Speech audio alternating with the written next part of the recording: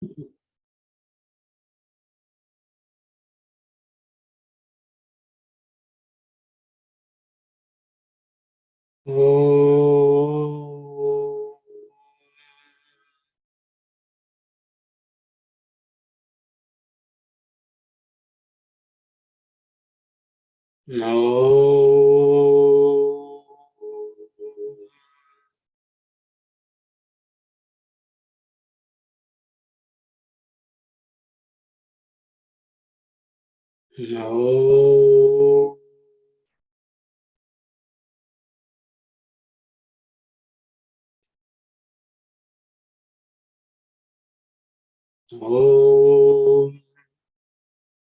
Sahana Bhavatu Sahana Bhunaktu Sahaviryam Karavavahai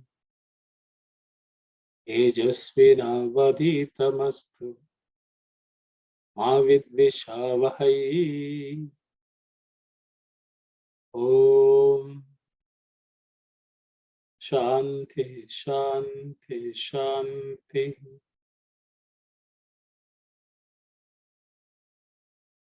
Sairam everyone.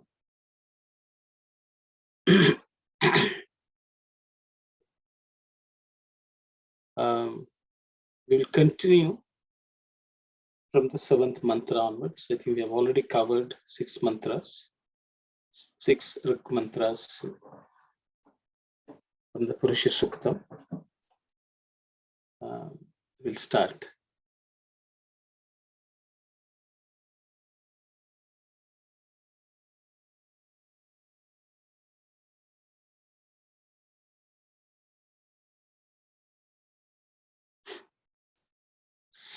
Saptasyasan paridhayaha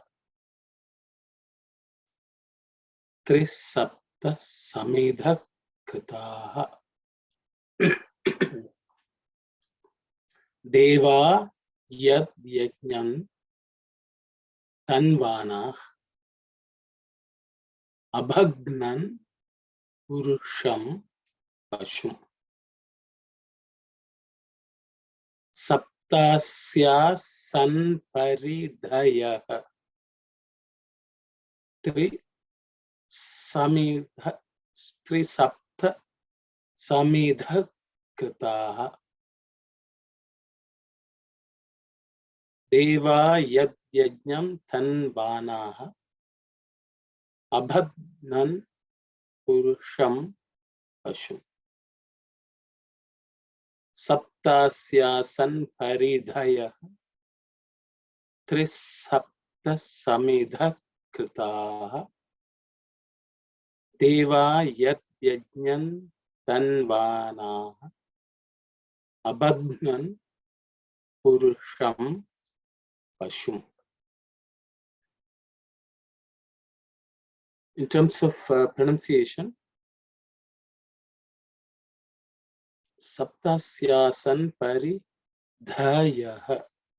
This is this dha is the 4th letter in the ta varga, so it has to be aspirated. Dha hai dhayaha. Okay. Trisapta sami dha. Again, so the same dha is appearing, which is the 4th letter in the ta varga. So it has to be aspirated. Mahaprana.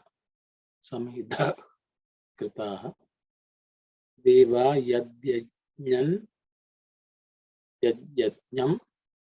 tanvanaha. Abad. Again, the same dha is appearing in this compound consonant. With na. With na. So it's the 4th letter in the ta varga, so it has to be aspirated. Abad. Abad. Nan. Purusham. So the sha here is also the cerebral sha, so the tip of the tongue has to point upwards. Purusham Pashum. Okay. We look at the word split. We'll split the sandhis and see the words. Sapta asya becomes saptasya above. Okay. Saptasya is actually sapta asya. Syasan is asya plus asan becomes asyasan. So ya plus a becomes ya. Okay. Asan paridhaya. That asan and sandhi, but there's no change per se. The sound.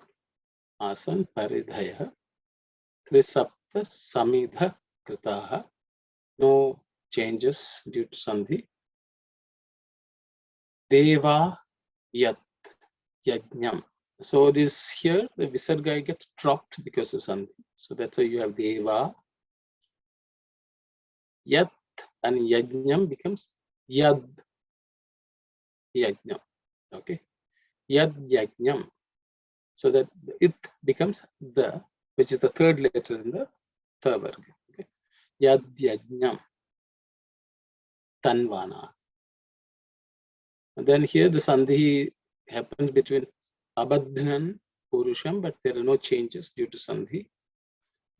Yes, but the words are abadhnan, purusham, pashu. We can look at the meaning, word to word meaning.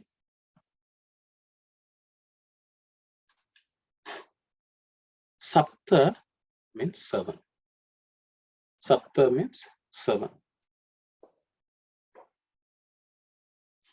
Asya has multiple meanings because depending on the context, in the sense, it can be of this or of his, because in the asya is applicable to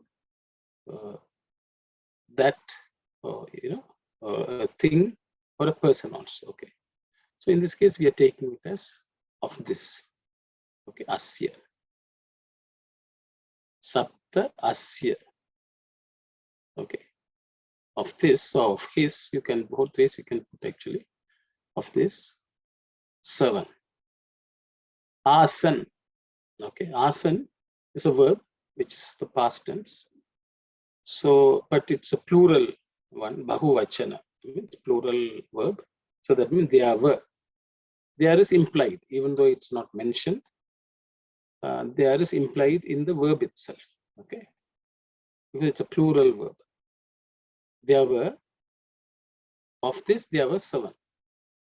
Okay, so we are all referring to the previous mantra, if you all can remember, because if you look at the previous, Purusha is the one which is offered. You know, the seasons are mentioned as ghee and offerings and so on. Okay. Vasanto asya sitajam grishma sharadavihi. Okay, the sharad, the fall season is offered. What's happening? Devas are doing this yajna. That's what we saw. So in the same way, it's all continuing from there. Okay, the Purusha himself is being offered. That's the way the previous mantra was. So you can say there are 7. What are the 7? Paridhayaha. Paridhayaha. I've given this translation as wooden frames around the sacrificial fire. This is generally the way it's translated by many. So I did not want to lose that. But you should understand the word paridhayaha is the plural of paridhi. Paridhi is a singular word. The plural is paridhayaha. I think paridhi means circumference of anything. Paridhi is the circumference of anything. If you take a circle, the circumference. If you take a square, also the circumference of a square. So that which is a bound, you can say. See, in Tamil also, I think paridhi means the circumference is mentioned. If people are familiar with the word paridhi, the circumference of the earth, the circumference of the sun, These are all mentioned as paridhi. Okay, so whatever which frames something, which is, it can be circular frame, it can be a square, however it is, a frame is called paridhi. So you can see there are 7 circumferences. So 7 circles around something you can see. Okay, or you can even say ring. You know, Saturn has rings around it. You know, so Sapta Asya Asan Paridaya. So there are 7 rings or 7 frames exist for this person. Okay, Sapta Asya Asan Paridaya. So you can wonder, what are these 7? I think I discourse of Swami will, when we read it, we will discuss. So even in a sacrificial fire, there are things which are drawn. If you take a temple also, they will say praharas. You know, there are different walls around there. So there are 7 walls, you can say, 7 rings which are placed around this Purusha or this yajna. Okay. 3 sapta. 3 means 3. Sapta means 7. So 3 sevens. So 3 7 works out to 21. 3 sevens work out to 21. Samidha. Samidha is a plural noun. The singular is samit or samid. Okay. Usually they refer to sticks, the wooden sticks which are placed in the sacrificial fire. Okay. They are referred to as samid. Okay. Samidha. So there are 21, 3 sevens. There are 21 summits or sticks of fire. So there are 7 frames, and there are 3 7 wooden sticks. Okay. Kritaha. They are prepared. Krita means that which is done. Krita means, kri means to do. Kritaha means that which is done. Kritaha means a plural verb. That means they were made. Okay. So there were 7 rounds or 7 frames, 7 rings, and there were 21 sticks. So which were used to light the fire, or the fire will consume those 21. These are the ones which are sticks which are offered in the fire.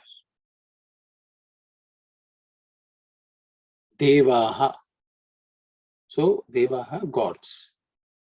I've used the word Devas here, or gods, or divine energies, which however you want to put them. Yat. That means which. Okay. Yajnam is yajna, sacrificial fire, or which however you want to call it. Because I have not used the word sacrificial fire in many cases, because it is not only a physical fire. The yajnam is any activity which is like a fire, a sacrifice. Okay. So you can even, yajnam can be translated as a sacrifice also. Tanvanaha. Tanvana means performed. I think for simple translation, they were performed. Yajna was that which yajna was performed. Okay. Abadnan. Abadnan means tied or bound. Bad comes from the word tie. Okay, so abadnan was tied or bound. Purusham is Purusha. Okay. Pashum. Pashum generally is translated as a cow, an animal, or it's translated as something Even an offering is also Pashu. Pashu comes from the word Pashyati iti Pashuhu. That means that which sees is Pashu. That which looks, is able to perceive through eyes, the eyes, is Pashu. So generally Pashu is that which is externally focused to see things. That is general meaning. Simply put, it is that which sees. Depending on the context, it can take different meanings. Okay. So Pashu and the Purusha is tied. Okay. So this is what the mantra says.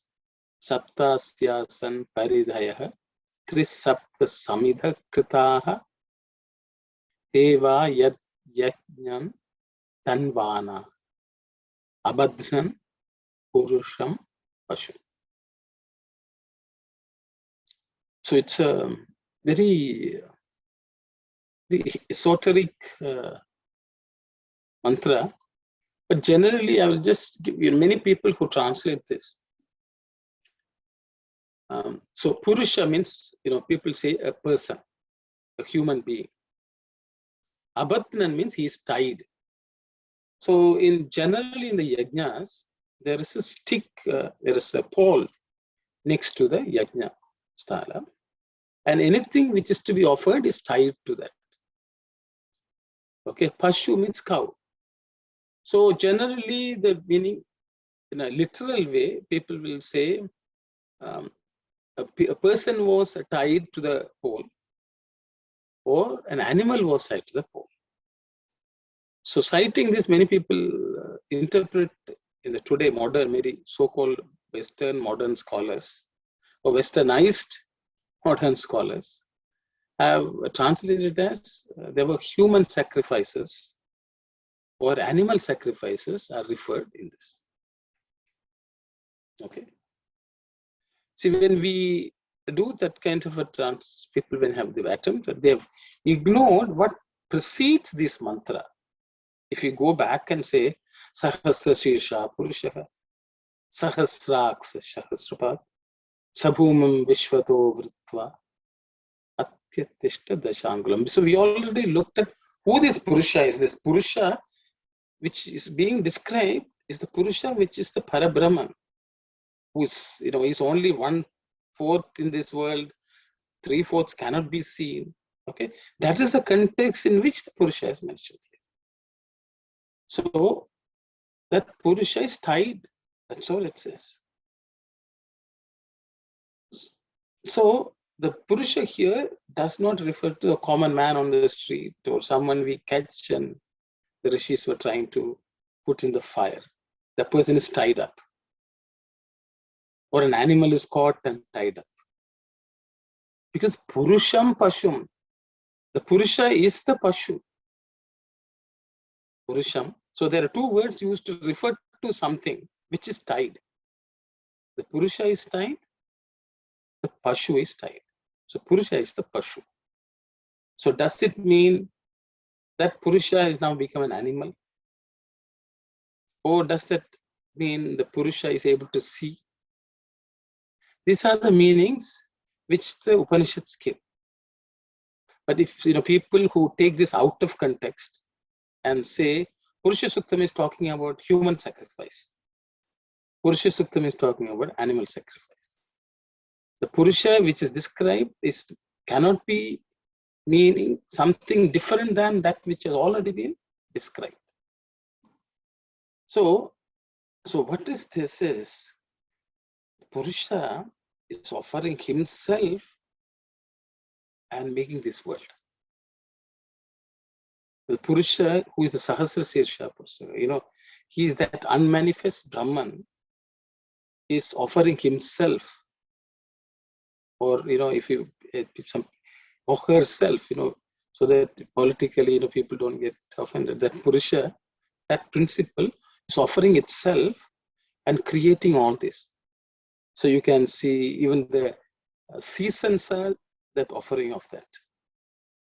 And that Purusha has become the Devas, and those Devas offering and making all this happen. So the creation itself has taken place by the Purusha offering himself, sacrificing himself, if you want to put it that way, and making all this happen and come together. So that Purusha is he creates the 7 rings, okay, by offering himself. He has created the sticks. That is also the Purusha. And he is the one who is bound also. Who is also bound. So that's why Swami would say, you are also divine, you are also Atman. But you have bound yourself to something that may seem as a pashu, animality. Okay. So the Purusha is, even if you see animality in this world, that is a Purusha which itself is transformed into that. That is roughly the meaning. Okay. This is a yajna performed by the Purusha by offering Purusha himself, Purusha itself, to create this world. We will look at some of Swami's discourses. So I found them very relevant for the discussion. So we'll read through them. It's a bit lengthy, but I hope you all don't mind. Tulsidas declared that there are only 3 powers that matter in the world. Krishanu, Bahanu, Himakarate. Okay. Agni, fire. Surya, the sun, and the Chandra. So these are the 3 powers that matter in this world. Okay. One is fire. The second one is the sun. And third one is Chandra, moon, the Himakara. Okay. These 3 are eternal witnesses. These are essential for everyone, whether he is a theist or an atheist, a yogi or an Epicurean, a renunciant or a hedonist. So Swami would have used very many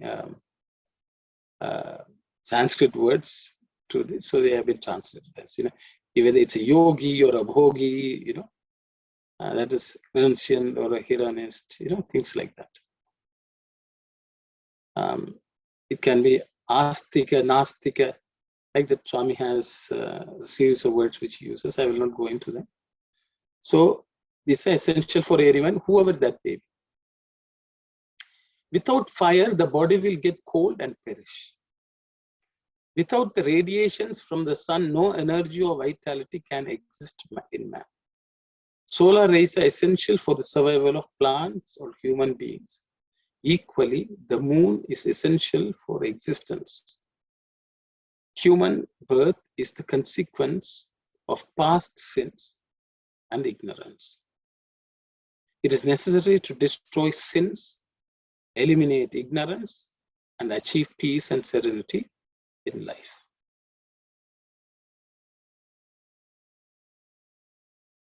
Agni, the god of fire, will burn our sins to ashes. The sun god destroys our ignorance.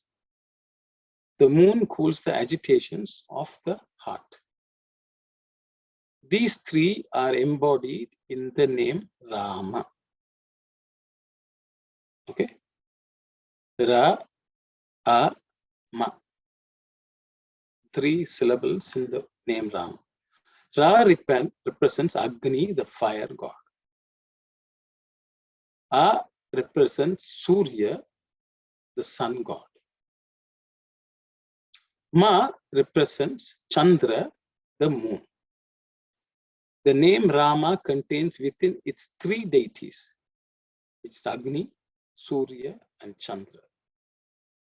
Moreover, the name Rama embodies also Vedic pronouncement Tat Tvam Asi, that thou art. Ra is Tat, Ma is Tvam. The essence of the word and the Shastras is contained in the divine name, the supreme significance of the name Rama is born out also by Sankhya Shastra, the science of numerology. According to this science, the letters Ra, A, Ma make up 7 according to their numerical equivalence. So I found this very nice, Ra, A, Ma, Swami is talking about 3. And he also, so the 3 is the fire, sun, and the moon. And the fire and sun and the moon are Tat, Tvam, and Asi. That also Swami is. The fire is Tat, Ma is the Tvam, the A is the Asti. Tat, Tvam, Asti. That means that which connects these 3 is the A. The A, it connects the Ra and Ma. Okay, the same way, Tat, Tvam, Asi. You are that. So the 3, when 3 Sapta, so there are 3 plus Sapta. 7 is also mentioned in the mantra. Ra, A, Ma, according to numerology of how each of the letters are given numbers in Sanskrit. There is, I think I've already covered something with Katapayati. I don't know whether you all remember. There's a system of numbers derived from the letters. And if you add them all up, it makes 7. Yes, Sister Aruna. Tattvam Asi, Tattva, art. What is art? Is right? Art means R. Old English. Thou art means you are that. That you are. Modern English. Okay. That thou art is Olden English. Okay. This the numerology, the total number is what we see right now. Is based on that number comes to 7. So each one is given a certain number, sister. Yes. So if you put simply, Ra is 2. 2 and A 1. A is 0. Ma is 5. Okay. So there's a system, then I'd like to give you detail. Okay. Yes, so basically, because of the 205, 2 plus 0 plus 5, 7. Okay. So there is 7 involved. I will go, Swami is going into all that. Maybe I will just read the rest of the excerpt and then we'll come. Swami is talking about what is this 7? 7 is a sacred number as is evident from the sacredness of Saptarishi, the 7 sages, the 7 colors of the rainbow, the 7 swaras, and the 7 days of the week. Today we have completed the Saptaha Veda Purusha Jnana Yajna. What does Saptaha Yajna mean? It is the offering of the 7 sounds within us to the divine. The completion of Yajna is described as Samapti.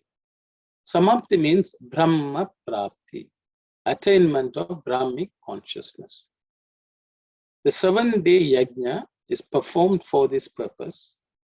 The 7 days have sped like minutes. What is the reason? It is because the 7 days were spent on thoughts of the timeless divine and in the activities dedicated to the Lord who is beyond time, that we also transcended the limitations of time. That's a Discord Swami from 1988, Dashara. I will read the rest of a few more excerpts. I will read everything and then we can discuss.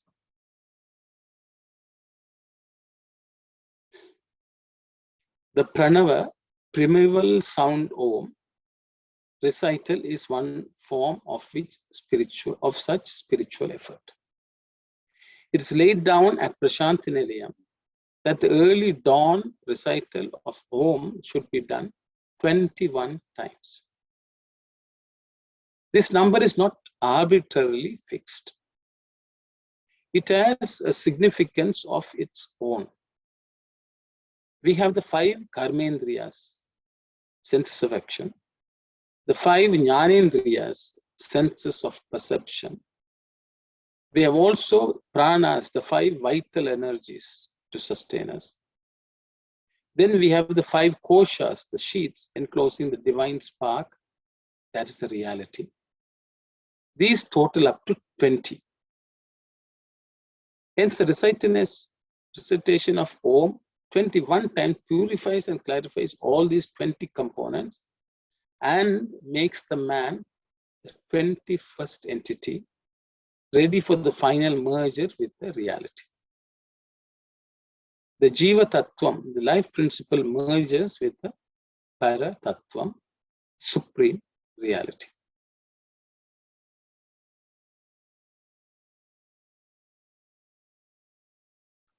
The Jiva Tattvam may be pictured as a rider on the 20-headed horse. Finally, you end the Pranava recital with the recital of Shanti 3 times. That completes the process of clarification and purification. The first call for Shanti, peace chant, is for the purity of Adi Bhautika. Or Adi Bhautika. Adi Bhautika. The second call is for the purity of the Adi Daivika, the mind. The third is for the purification of the Adhyatmik, the spirit. This Pranava recital will tone you up, calm all agitations in the mind, and quicken the downpour of grace. So Swami is talking about the 21 chants of Om, how it all relates to 21 aspects. Because 3 sapta, 3 times 7 is 21. So the Omkaram 21 times is the offering of the 21 sticks in the fire. That itself is a yajna. Every day chanting 21 times Omkaram is yajna by itself. We are offering the different things which can be offered to God. Our karmendriyas, the jnanendriyas, the 5 prana, pancha pranas, and the pancha koshas, and one's own self at the end, you offer as sacrifice. There's another excerpt which I got. Let's quickly read that. There are 8 ways of reciting the Upanishadic mantras: Jata, Ghana, Mala, Shika, Rekha, Dvija, Danda, Radva. Okay. Of these, Jata and Danda are the most important. The others are variations of these 2. The Jata method of recitation is essential for the performance of 7 Paka Yajnas, the 7 Havis Yajnas, and 7 Homa Yajnas. So there are 21 types of Yajnas. The 21 Yajnas are associated with the 5 senses of action, Karmendriyas, 5 Jnanendriyas, the 5 Tanmatras, the subtle elements, the 5 Pranas, and the principle of the ego. Principle of the ego. Consequently, every yajna is related to one indriya. The Brahmanas, the Aranyakas, and the Upanishads are the aids for the control of the senses. It's a discourse of Swami from 1982. This is an excerpt. Ideally, all of you should go and read the full discourses to fully understand. But basically, as you can see, this 21, 3 sapta, has multiple meanings. And so here Swami is talking about the different types of yajnas. Okay, the 21 yajnas. There are 777 yajnas which related to 21 things which we looked at.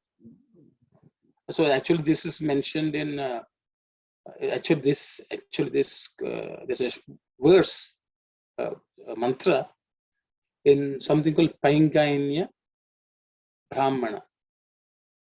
And it is mentioned in Apastampa Sutra. If you go into, I don't know, Brahmanas are one type of text. Samhitas, Brahmanas, Aranyakas, Upanishads.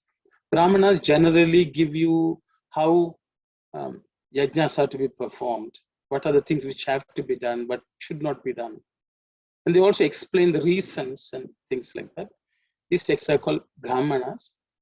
Many of them are lost because of the passage of time. There are references to some of these Brahmanas in many of the Sutra texts. And that's where this is mentioned. There's a verse which I thought I will mention Sanskrit word. See, when Swami's discourse are given,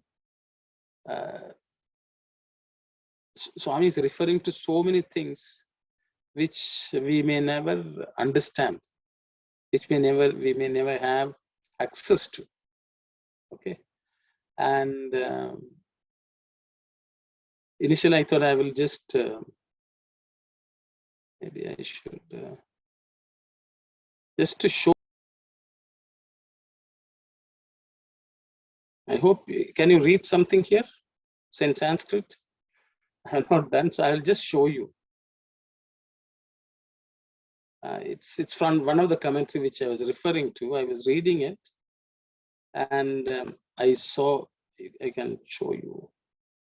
So you can read here. Prithivyadini bhutani tanmatraschaiva panchacha karmendriyani panchata pancha jnanendriyani cha antakaranamityeka vimshacha samidha krita iti. So in this Brahmana, it's called Paingayani Brahmane. In that Brahmana, the text, Samidha is mentioned. What are the sticks offered in the fire are mentioned. Okay. Prithivyadini bhutani. So it's talking about the 5 elements. Prithvi, Jala, Vayu. That means the 5 elements. Tanmatraschaiva. Tanmatra is the touch, each of the senses. Touch, smell, hearing, and so on. Panchacha. Karmendriyan is the action, indriyas of action. And jnanendriyan, panchata, atha pancha jnanendriyani. Cha antakaranam is the inner instrument. Antakaranamiti eka vimsach samidha krita. So they are the samidha. So actually, if you go back to our, I'm going back here. Samidha, as you can see, which we have looked at, Trisapta Samidha Krita. So in that Brahmana text, it is explained that they are the Samidhas which offered. And exact the same thing Swami is mentioning here also. The Tanmatras, the Pranas, subtle element, Jnanendriyas and Karmendriyas. So you can say 5 life breaths Swami is mentioning, but there it's talking about the 5 elements. But actually the 5 life pranas are also connected to the 5 elements also. So you can see how Swami is able to give us some of these just in a simple language for us we can understand, and how he has, without our knowledge, even established this the practice of chanting 21 Omkara in the morning.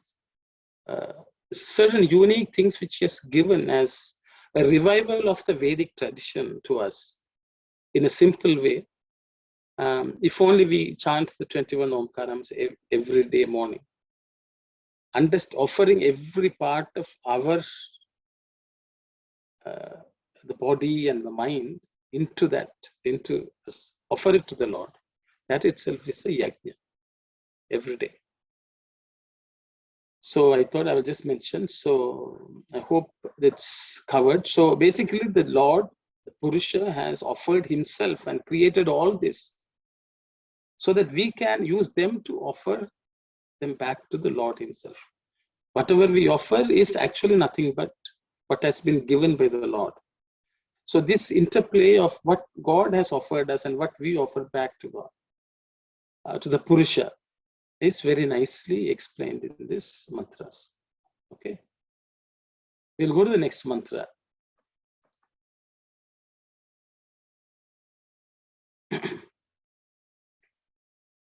Sorry. Oh, yes.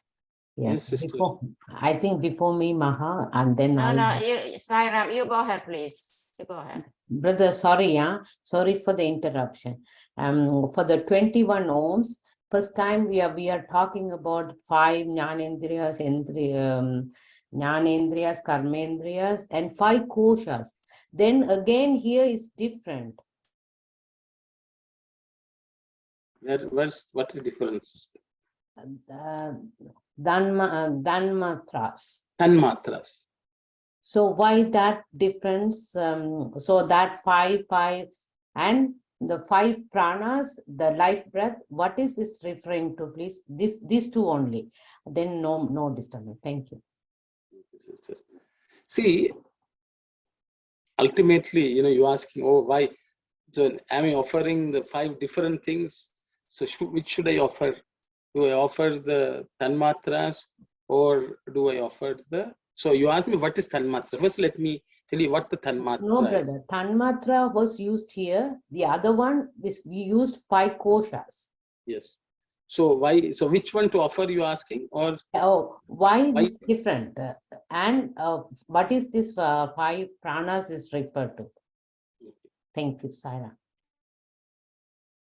See, the 5 pranas, you all know: prana, apana, vyana, samana, udhana. They are the 5 pranas which make our body function. Okay. Then the tanmatras are the sense of touch, sense of smell, sense of hearing. Okay, it's like the touch, sight, smell, taste, and sound. That is the one with the karmendriyas, jnanendriyas, right? The jnanendriyas perceive those things. So, for example, some people say tanmatras are the jnanendriyas. Okay. So, for example, your eye is able to see. Okay. So there are 3 things 4 things involved in it. Okay. One is your eyes, physical eye. Does it see? Okay. It's a question we should ask. Or is there something inside which sees it? Yeah. What happens? A light falls on the retina. From there, the nerves pick up the signal and send it to the brain. And in the brain, you get an image. Okay, this is what the scientists will tell. So the instrument is one eye. Physically, there's an instrument, but the jnana indriya is a sense of seeing. Okay, the ability which is there, which is an energy which is able to see, is the indriya. Yes. So, for example, if Yes. you take something and taste, you have tasted some sweet chocolate or something. The tongue is actually sending signals. Yes. Okay, but there is something within that which is able to experience it. That experiencing the sweetness. That is a power which each person possesses, which is in the mental sphere. That experience is only in the mind. It's part of the antakarana system. Yes. Okay? That is jnana, jnanendriya. Yeah. Okay. Jnanendriya is fine, karmendriya. Then instead of 5 koshas, why we have in tanmatras here? We have and 5 pranas before. See, the prana is an energy which functions. Prana is fine. The 15 is fine. Then tanmatras, here it says subtle element. The other side, the previous discourse says 5 koshas. Yes, the 5 koshas are also subtle elements. Oh. So annamaya kosha. Yes. Is made of. Those are referred as a subtle elements here. They are also elements. Oh, subtle elements, yeah. See, the thing is, Annamaya Kosha means what? Which is made of Prithvi, which is made of food, which relates to the earth element. Oh, so that is referred as same as. Tanmatra, the smell relates to earth element. Okay. So you are referring to the same. It's like, if I tell a rose which is pink, I can describe it by colors. I can describe, so it smells in a different way. You may not be able to understand. You can say it's soft, but it all refers to the flower, rose. So there are three aspects to it, So same way, sister, Annamaya Kosha is earth element. Okay. The Three Tanmatras, elements, okay. the smell is earth element. Okay. Okay, the word smell is only referring to that principle of a certain earth principle. Okay. Annamaya Kosha also refers to the same thing. Pranamaya Kosha is actually the water principle. Water principle, okay. Taste is the Tanmatra. Okay. Taste, your tongue is able to taste it. That principle is a certain element. Okay. Manomaya Kosha is the fire principle. Okay, okay. Okay. Agni, Yeah. fire. So Vijnanamaya sight, Kosha. able to see, because mind is the one which actually sees things. Manomaya Kosha. Without the mind, you can't perceive something. When I say see, you are unable to perceive, to know. That's all related to the fire element. Then you go into Jnanamaya Kosha. That actually relates to the Vayu principle. Oh. So Okay. we are relating the 5 kosha to 5 elements. Yes. Okay. Thank you. Okay. So they all relate to certain principle. They have been described in many different ways. Okay. But there's an interconnectedness of the elements and all these experiences. Okay. The 5 elements can be experienced as 5 tanmatras by the 5 jnanendriyas. Now got it. Thank you so much, brother. Using the 5 pranas. So you should understand. So you can think of it this way, you can think of it that way, but they all refer to the same thing. Okay, different rishis describe different. It's like an elephant is described somebody by some understanding of that person. So different rishis have tried to, they're trying to express something to us so that we get some understanding. Oh, good, good. Thank Okay. you. Because yes, I thank you. know it's very, Thank you. Sister Maha. I'm sorry, Brother Saira. I just want to go back. The Purusha created the human and the animals, right? So I really don't understand what the Purusha is putting in the fire now. Is it our animal qualities, or I'm just a little bit confused? Where did I put, say, fire I mentioned, sister? No, the yajna. So what Purusha I is said, created everything. Purusha is created everything. Why we are getting that animal, cow, human, and I'm just a little bit confused there. sister, everything in this creation is made with a raw material called Purusha. Okay. So everything you see in this world is actually made of God. Okay. Okay, if you take, for example, if you take clay, in the Play-Doh, children take Play-Doh and they can make a man, they can make an animal, they can make anything, a fruit, everything, a castle can be made. So the idea is God also made himself the clay and made all these things in this world. So God has offered something of his to make this creation. Oh, okay, got it. Okay. Thank you. So then at the end, what you do with all the Play-Doh at the end of your play, you merge everything and make one lump of a clay. So the clay the Play-Doh became all these. How the Play-Doh offered itself so that we can make all this. Then you put it all together, the Play-Doh becomes itself. So you offer all these animals into the Play-Doh.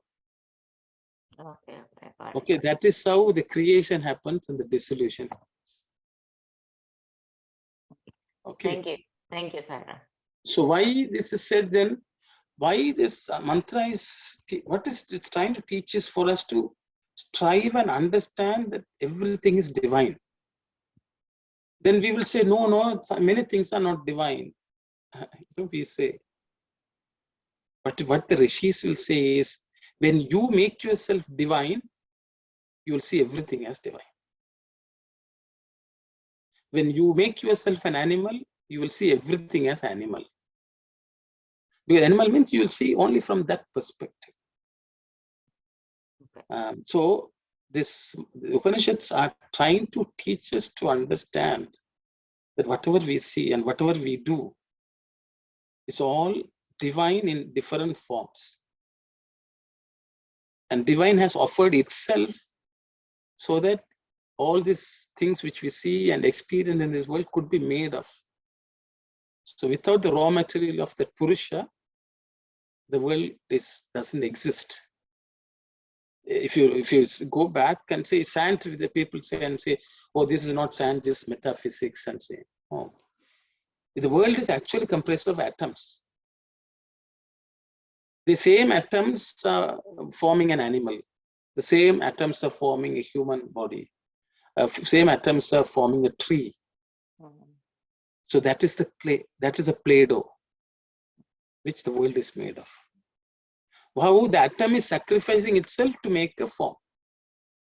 Okay, okay. And then this form is offered again back to the atoms. That's what happens to us. When all of us die, we all burnt. Yeah. The body goes back to its original. Every element in us will go back. That is why actually the final yajna is the cremation of the body. It is actually yajna. It is an auspicious event. But we will cry and we will say it is very bad. We should not look at. But that is where Shiva is in the cremation ground. He only makes sure that everything burns. So all this is Purusha. So I hope I didn't. Yeah, got it. Thank you very much, brother. Thank you. Yes, Auntie Sakhu.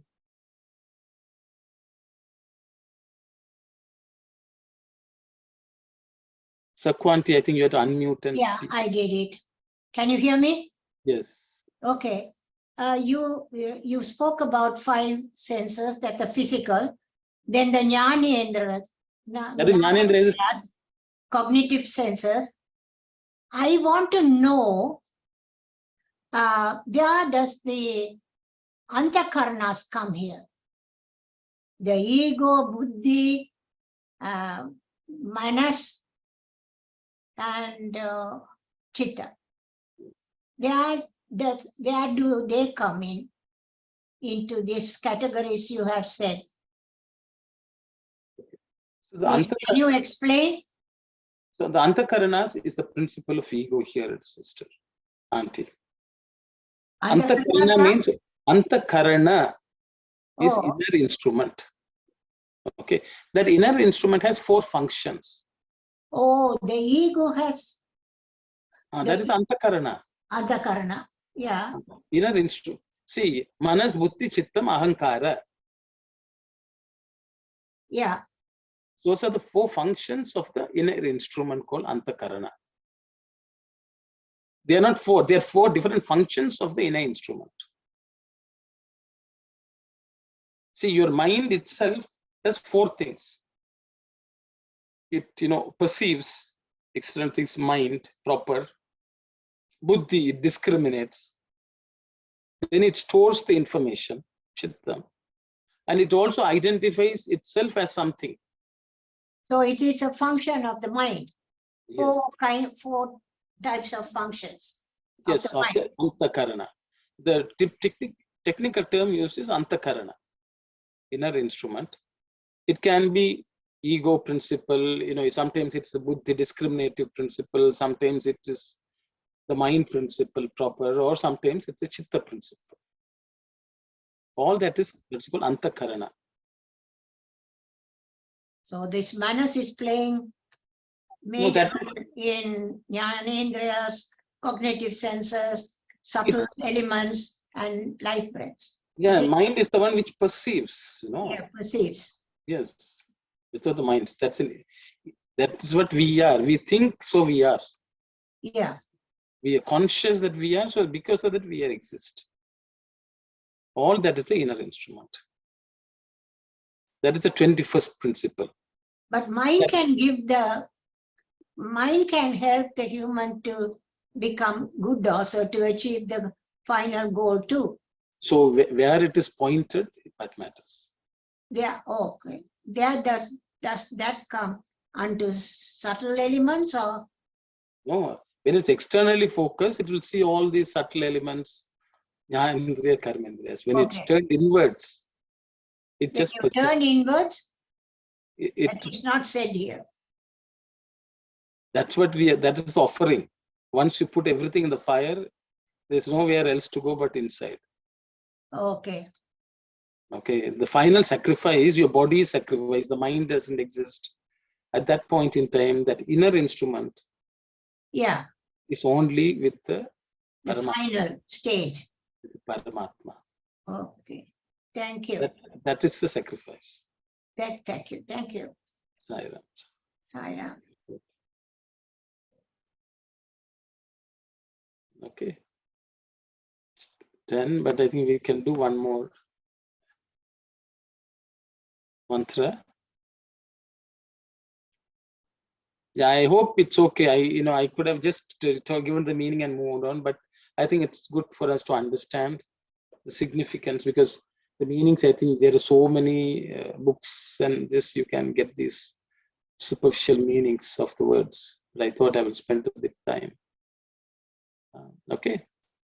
Tham yajnam barhishi praukshan purusham jatamagratah tena deva ayajanta sadhya rishayascha ye. Tam yajnam barhishi praukshan purusham jatamagratah tena deva ayajanta sadhya rishayascha ye. Tam yajnam barhishi praukshan purusham jatamagratah tena deva ayajanta sadhya rishayascha ye. In terms of pronunciation, tam yajnam barhishi, the shi is cerebral sha, praukshan, that ksha also cerebral sha, purusham, again the cerebral sha, jatamagratah, there are no aspirated consonants. Tena deva ayajanta, simple. Sadhya, this ud is again fourth letter in the third varga, so it has to be aspirated. Sadhya, sha, again the cerebral sha, yascha ye. So reasonably simple, except a couple of places. We look at the sandhi, the word split. Tam yajnam barhishi praukshana, there are no sandhi changes due to sandhi. Purusham jatam agratah. The plus a becomes ma here. Okay. Jatam agratah. Tena devaha. That visarga gets dropped because of the sandhi above. So here deva ayajanta. That means the devaha ayajanta. The visarga is dropped. Sadhyaha rishayaha cha becomes rishayascha. Rishayascha. The visarga becomes ish because of sandhi. Those are the some Let's look at the word-to-word meaning. Tam. Tam means that, or you can even say him also. Because it's all about Purusha. Yajnam means that yajna. Okay. Barhishi. Barhishi is seventh form, noun form of the word barhi. Okay, barhi in the seventh form, noun form is barhishi. Okay. Barhi means multiple meanings are given in the commentaries. Barhi is, kusha. Kusha grass means darba.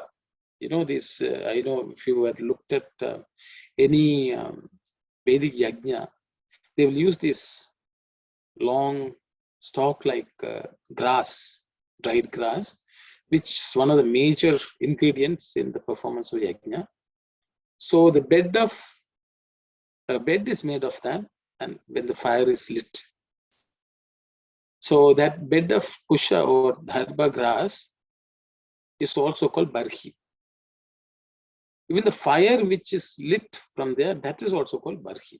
So sometimes both these are referred to as barhi in Vedic texts.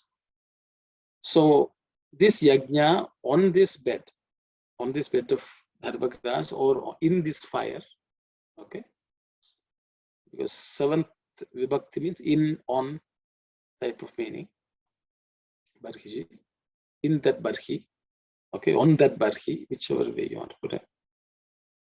Praukshan, they immolated. Praukshan is plural, but okay, that means that which is immolated. So who devas are doing yajna? Okay, they have put, the whole thing was immolated. But what was immolated? Purusham. So in this fire, on this kusha bed grass, they put the Purusha. Okay, Purusham. Jatam, who is manifested. Agrataha. Agrataha means first, primary. Okay, prime, that is Agrataha. Okay, I think we may have looked at it earlier also. I don't know whether you all know the story of Pandavas, when they did their yajna in Indraprastha, the first honor was granted to Krishna called Agratambulam. Somebody had to be given the first, honor. Krishna was given. Agratambulam was given to Krishna by Yudhishthira. And of course, Shishupala got upset about it and things like that happened, They all asked, how can he be selected to give? I think such problems don't go away. Even anyone is honored, then he'll say, why was that person honored? Why am I not honored? Why did that person do it? Why am I not allowed to do that? This is a problem which has existed from those times. So when someone is given the first, that is agrataha, the primary, the first one. Okay, agra means that first one. Okay, so that agrataha was offered fully. Okay, in that fire. Tena, by that, by him or through him. Devaha, gods. Ayajanta, that's a verb, it's a plural verb. Okay, that means yaja means to do yajna is yaja. So they did yajna through this, with this. So using the Purusha, apparently the Devas are doing yajna. Okay. Sadhyaha. Sadhyaha means people who have accomplished what needs to be accomplished. Who are siddhas, you can say, they've attained, they have accomplished. So people who have accomplished, so devas are doing, sadhyas are also doing the same yajna. Sadhya, those worthy of accomplishment. Rishayaha. Rishayaha is again plural of rishi. So the sages, so who are these sages? The meaning of the word rishi, right away, rishi means we'll see somebody who has beard, they have hair tied up the way it's projected in the cinema, But rishi here means who go. Rish, it means to go. Okay. So where have they gone? They have gone beyond the earthly life and of wisdom. They have gone beyond all the limits. Okay. They are rishis. Chaye means and who. So basically, this yajna of offering God,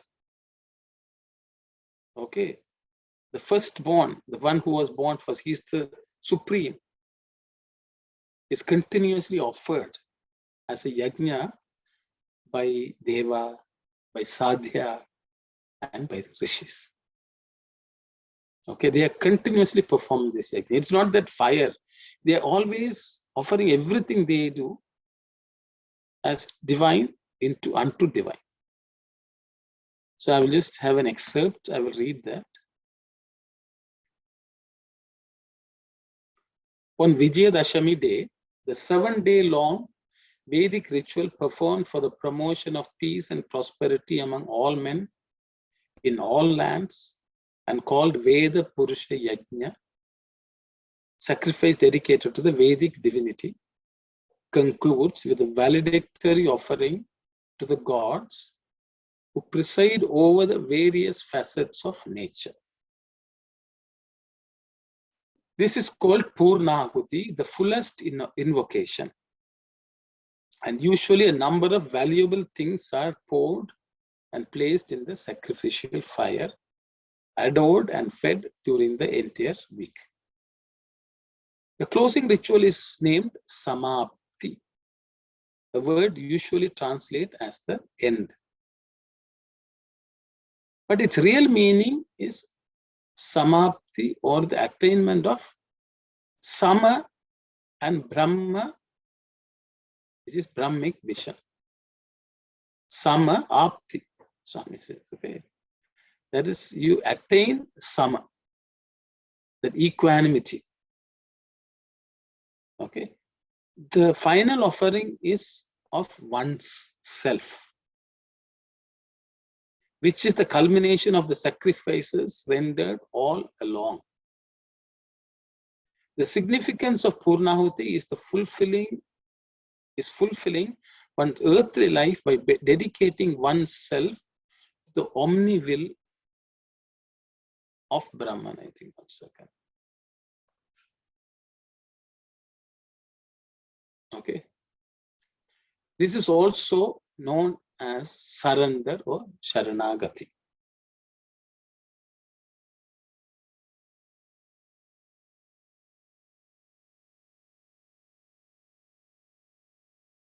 What exactly is Purnahuti or Sharanagati? The meaning that is most current is to declare my body, my mind, my possessions, my all, I offer to you. This is an incorrect interpretation. This interpretation is a sign of total ignorance. It concedes that you and God are distinct entities. But that is not true. God is not separate from you, for God is in all, everywhere, at all times. Ishvara Sarva Bhutanam. How then can you be apart? How can God be a separate entity? Water, wave, and form are only apparently distinct. All three are the same. Only their names and forms create the illusion of diversity. Of course, you can and do announce, I surrender my mind, my thoughts, my feelings, and imaginings to God. But your monkey mind escapes from your hold how then can you capture it and claim it and then surrender it to God?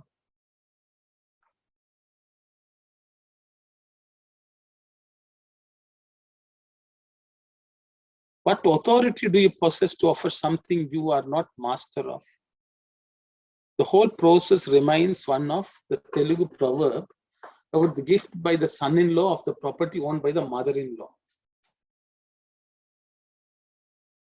How can anyone give another what he doesn't not own? Is your body under full control? When blood starts flowing out of a vein on your hand, you cannot stop the flow. You rush to a hospital and call out, doctor, doctor, tie a bandage.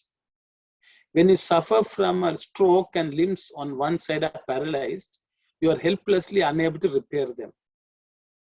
How can you dedicate your body which you cannot rule over? Such statements like surrendering body, mind, and heart are only rhetoric sanctioned by tradition and long usage.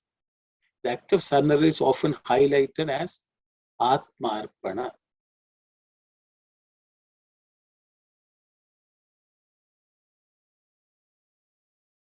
The expression is even more ridiculous. When you are Atma in essence, how can Atma, self, offer it to itself? The body is a composite of the 5 elements. It cannot avoid disintegration. But the dweller within the body has no birth or death, no desire or despair, no attachment or bondage. In truth, the dweller is the God of gods who resides as Atma in you. This is what the seers have experienced. So, Atmarpana is a meaningless expression. You have nothing in you or belonging to you that you can claim as yours to offer to God. Then what does surrender of the self signify or imply?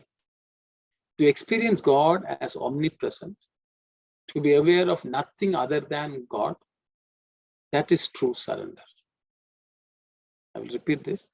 Then what does surrender of the self signify? To experience God as omnipresent, to be aware of nothing other than God. That is true surrender. To see God in everything, everywhere, at all times, is true Sharanagati. He gives, he enjoys, he experiences. If you offer and God accepts, you become superior. How can God be all powerful?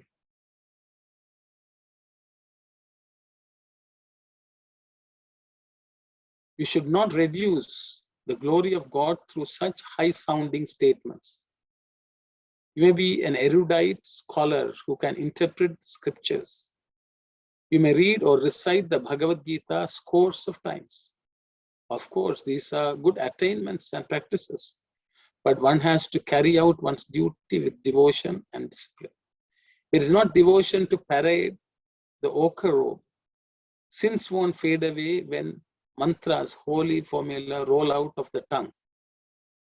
Spiritual merit cannot accrue in heaps when the Gita is held in the hand and loudly acclaimed in speech.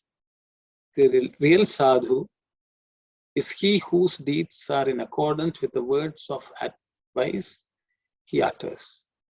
Devotion cannot tolerate in the devotee the slightest trace of envy or jealousy. Make your daily life holy and pure. Render your life worthwhile through service to man and service to society. This is the most important aspect of surrendering of the self. It's a discourse from Dashara in 1981. So as you can see, the whole Purusha Suktam is showing us actually what is being offered in the yajna. It is a Purusha who is being offered to Purusha. The fire is Purusha, what is offered is Purusha, who was given is Purusha. So everything is Purusha, and that is Purusha Suktam. So each of the mantra explains to us that whatever we do, we should do it with the full understanding, full awareness that what we are doing is possible only with Purusha. only with the help of Purusha. We are using Purusha to worship Purusha. Whatever we do, that awareness is taught to us to be practiced, to understand and practice. And through that process, we will understand who this Purusha is. Whatever we touch, whatever we see, whatever we hear, whatever we smell, we are ultimately experiencing the Purusha. And that experience itself, as Swami has said, is the real offering. Knowing that Purusha is everywhere in everything which we do is the real surrender, real offering of ourselves.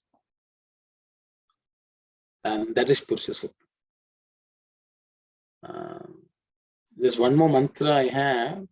Maybe I don't have any excerpt, so maybe we'll go through where that sort of completes this thought. Let me go through that also, if it's okay. We have 10 minutes. I think it should be okay. Tasmad yajnat sarvahutah sambhritam prishajtajyam pashum stans chakre vayavyan aranyan gramyascha ye. Tasmad yajnat sarvahutah sambhritam prishajtajyam pashum stans chakre vayavyan aranyan gramyascha ye. Tasmad yajnat sarvahutah sampritham prishadajyam pashum stans chakre vayavyan aranyan gramyascha ye. In terms of pronunciation, tasmad yajnat, this it is actually aspirated. Sarvahutah, this is the second letter in the third varga, so it has to be aspirated. Some br, this br, that bh in that br is the fourth letter in the varga, so it has to be aspirated. Some britham, risha, cerebral risha, rajyam, pashun stans chakre vayavyana, aranyan gramyasche. There are no other aspirated consonants. Okay. The word split we look at. Tasmat yajnat becomes tasmad yajnat because it becomes it because of sandhi. It becomes the third letter in the tavarga. Tasmad yajnat. This it also takes on slightly aspiration because of sandhi. It's a very Vedic sandhi actually.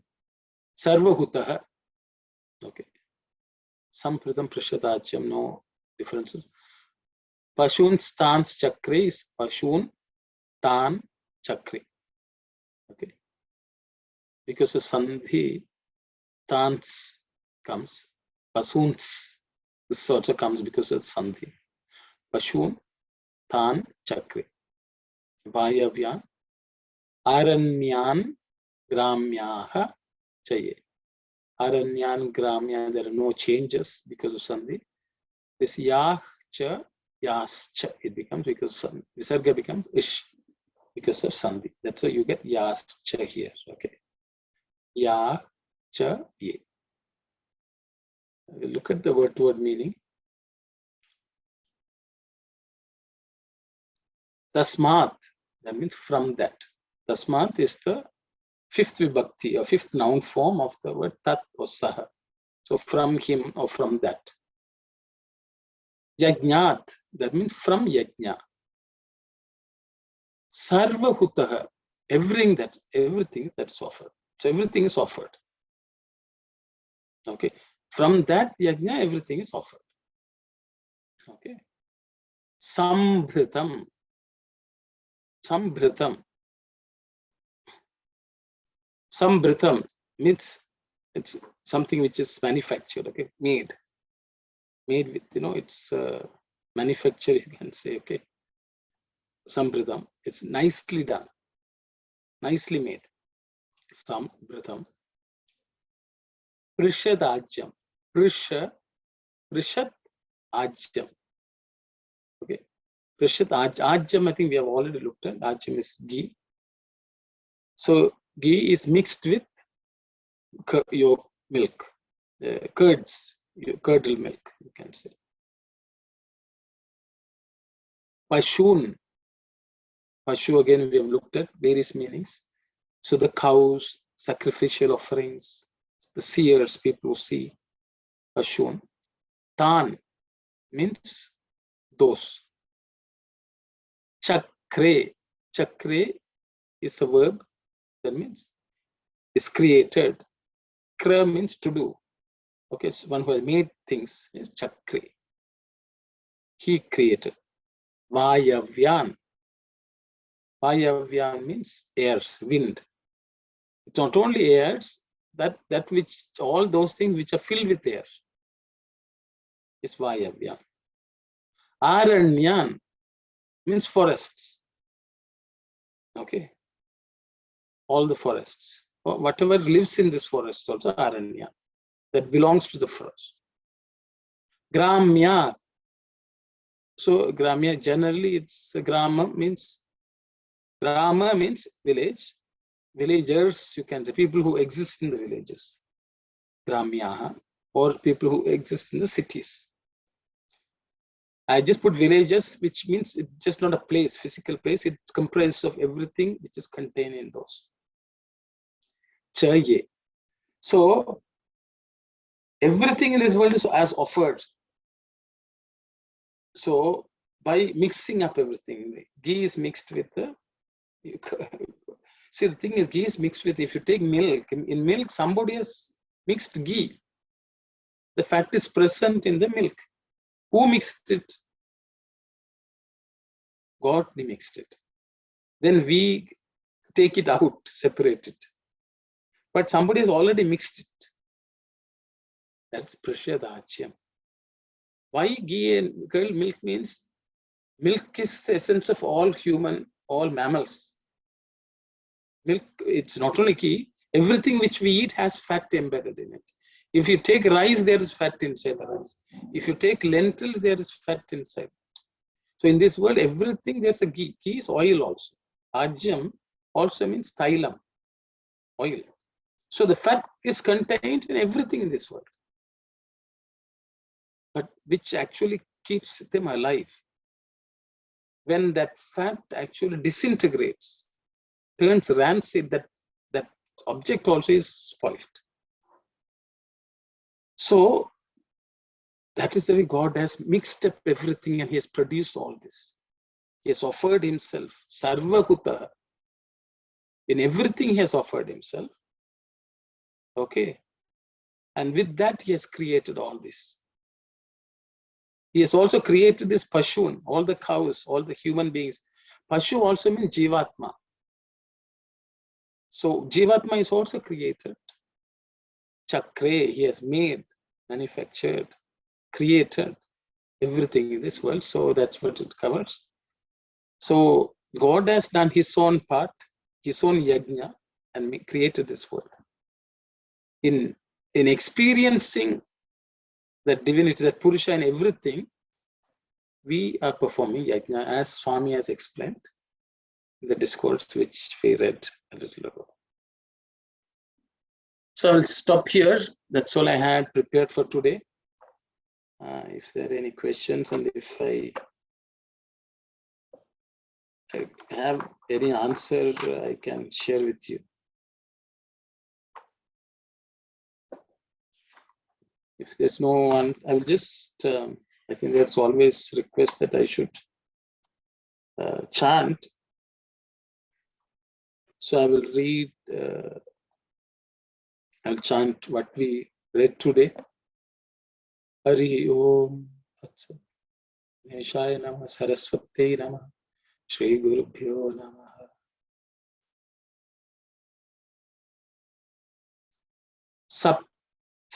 Saptasyasan paridhayah Trisaptas samedha krita देवायत्यज्ञन्तं वाना अबध्नन् पुरुषं पशुं तं यज्ञं बर्हिषि प्रोक्षन् पुरुषं जातमग्रतः तेन देवा अयजन्त साध्या ऋषयश्च ये तस्माद्यज्ञात् सर्वभूतः संवृतं पृषदाज्यं पशुङ्गुस्तगश्चक्रे वा यव्यान् आरण्यान् ग्राम्याश्च ये ॐ शान्ति शान्ति शान्ति. Sairam everyone. Sairam, thank you. I'll stop here. Thank you. Sairam. Close with Samastaloka. Sairam. Om Samastaloka Sukhino Bhavantu. Samastaloka Sukhino Bhavantu. Samastaloka Sukhino Bhavantu. Om Shanti Shanti Shanti. Sairam everyone.